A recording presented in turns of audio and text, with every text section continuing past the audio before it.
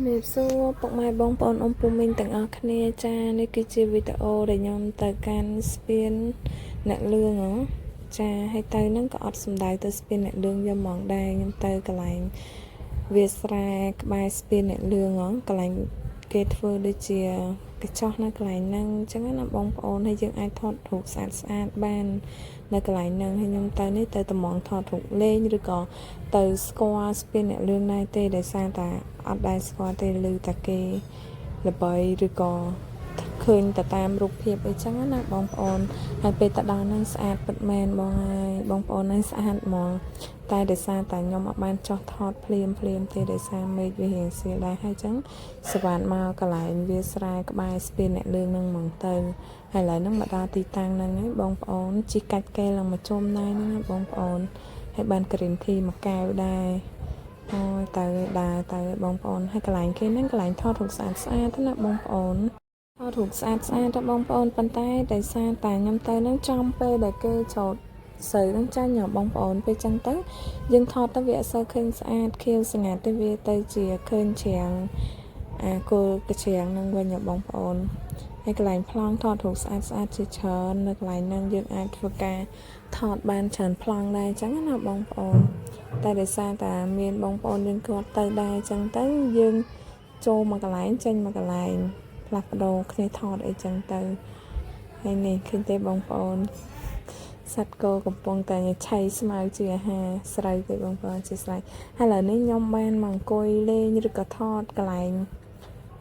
តងគេរំយោលបងប្អូនស្អាតមែនថតទៅចំមកពេលថ្ងៃ sunset ចឹងគឺថាថ្ងៃរៀបលិចទៅបងប្អូនមកពីនេះទៅគឺស្អាតតែ background ខាងក្រោយហ្នឹងបងប្អូន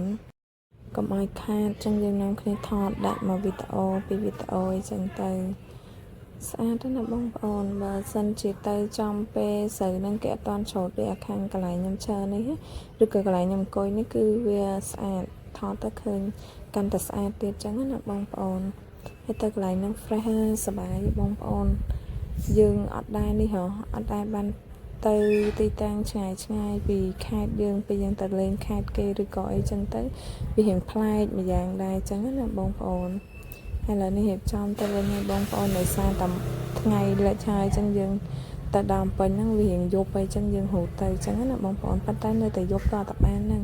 ខ្ញុំអត់អស់ចិត្តជាមួយនឹងទេសភាពឬក៏ background ដែលគាត់ដាក់តាំងហ្នឹងទេគឺស្អាតខ្លាំងណាស់បងប្អូនប្លែកហ្មងណា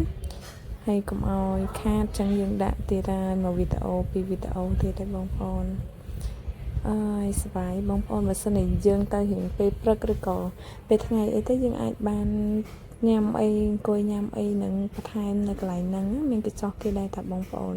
ហើយឡើយខ្ញុំរៀបចំចេញទៅវិញបងប្អូនស្អាតណាស់ឃើញទេអូយស្អាតសាហាវបងប្អូនហើយនេះទេសភាពស្រស់ស្រាយបងប្អូន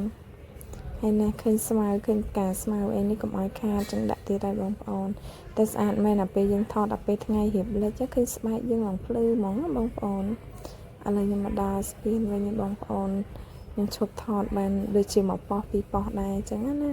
ហើយមានបងប្អូនយើងនោះគាត់ឈប់ស្កេសស្កាសពេញនឹងដែរហ្នឹងគាត់ឈប់ថតហើយមែនស្ពានគេនឹងវែងបងប្អូនហើយមែនទេតលេឡើងលហលហេវហ្មងហើយឡើងឆ្ងាយយើងធ្លាប់តែឃើញស្ពានខ្លីៗតែមកជួបមួយស្ពានអ្នកលឿងនេះគឺវែងរបស់គេមែនហើយក៏ស្អាតខ្លាំងណាស់បងប្អូនឥឡូវខ្ញុំរៀបចំចេញទៅវិញហើយអរគុណបងប្អូនដែលបានទស្សនាវីដេអូខ្ញុំណាបាយបាយអ្នកទាំងអស់គ្នា